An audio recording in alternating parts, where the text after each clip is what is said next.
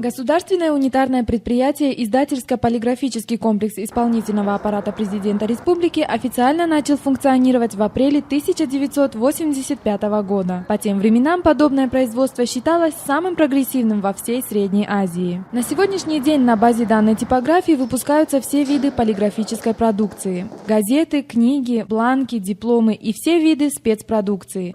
У нас ежедневно при Союзе выпускалось порядка 30 наименований газет общим тиражом за одни сутки 1 миллион. Вы можете представить? А сейчас мы выпускаем только за месяц около 2 миллиона, 2,5 за месяц. Это, представьте, с 30 миллионов до 2, пусть до 3, это в 10 раз снизился объем. В данный момент мы выпускаем в основном все правительственные газеты, которые у нас, это вот Джумхурят ежедневно выходит, Садои выходит на 3 раза в неделю, и раз в неделю это Халка-Вази и народные газеты, это официальные издания. Пусть есть еще отраслевые газеты, это у нас такие, как это самое, Адабиот, Васанат, Вагдад.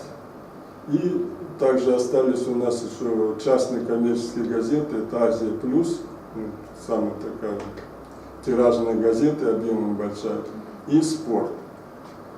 И также мы печатаем газеты для районов, это вот такие как Бадахшан, которые под Хабалинскую газету, но они раз в неделю. Вся продукция на предприятии выпускается на печатных машинах Германии 1984 года выпуска. На данный момент типографии из 8 установленных станков функционирует только 3. 2 станка работают постоянно и 1 резервный для экстренных случаев. В послевоенное время многие печатные станки стали запасными на случай необходимости запчастей. Так, год за годом и осталось всего несколько печатных машин на весь полиграфический комплекс. У нас есть компьютерный цех, который, там чуть наряду, цифровой печати. Мы планируем, что это самое, чтобы провести модернизацию, потому что мы очень, представьте, устарели, если честно сказать, мы оборудование прошлого века. Сегодня 90% оборудования типографии считается устаревшим. К сожалению, предприятие, находящееся на хозрасчете, не в состоянии самостоятельно осуществить полную модернизацию и переоборудование. В связи с этим типография уже несколько лет добивается кредита для поэтапной модернизации. Мы своими силами это все осуществить полную модернизацию, переход на новые технологии, не в своих силах. Это нужна поддержка правительства, государства.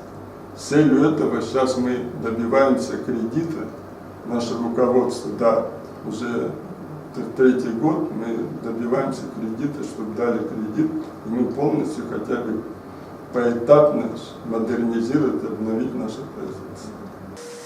Молодых кадров в цеху сегодня можно пересчитать по пальцам. В основном работают еще те советские специалисты, которые еще в то время запускали данную типографию.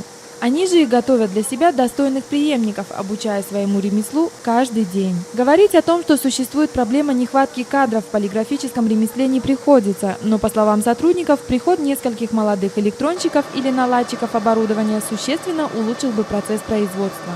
У нас порядка 170 сотрудников, более 170 сотрудников, из них около 20% составляют инженеры-технические работники. Сейчас вот у нас работают несколько молодых кадров, которые закончили наш политехнический университет. У нас кафедра полиграфии есть, технологии, механики, порядка около 4-5 человек. А так у нас работают еще старые, работники, которые в свое время закончили Московский полиграфический институт и Львовский полиграфический институт, точно украинский. И вот они в 80-х годах, в середине, запускали этот комплекс. Нас осталась единица. Полиграфия, она все-таки, если она же, развивается, без полиграфии-то, как? Тоже СМИ, она пусть сейчас, я знаю, что электронные СМИ сейчас там затмили все, но то, что напечатано, написано. Вот, кстати, я вам скажу, Пока любой закон, который принят в парламенте, не напечатается в официальном этом, он не имеет юридической силы. Даже пусть выступит там по телевидению, в интернете или там покажется, но когда он будет напечатан, он уже имеет юридические. Так что вы знаете, полиграфия она была, если будет. Следует отметить, что в республике на данный момент действует еще и несколько частных типографий, таких как Мушфики, Ойла Принт, Дайджест Принт и так далее.